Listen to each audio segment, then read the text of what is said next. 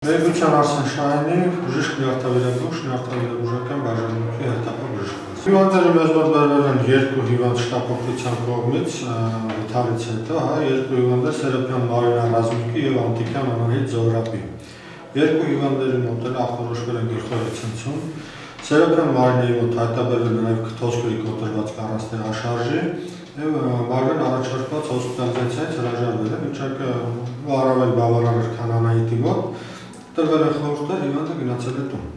ու կատարվել է վերքի վիրաբուժական մշակում։ Անտիկյան Անահիտի մոտ նույնպես ճակատային շրջանի դեպի քիթ անցնող սալջարդ վերք էր, վերքը մշակվել է, կարվել է և հոսպիտալիզացվել է մեր բաժանմունքում, նախնական ախտորոշումը գլխավոր ցնցում, բնականաբար ստանում է նշանակումներ և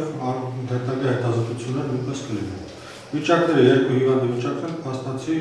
կայուն էին, հիմա բաժանմունքում նույնպես վիճակի և հիվանդի վիճակում կա դրական տեղաշարժ։ Ըստ գլխացավերը սրտխառնոցը պակասել է, ինքնազգացողությունը առավել բավարար է։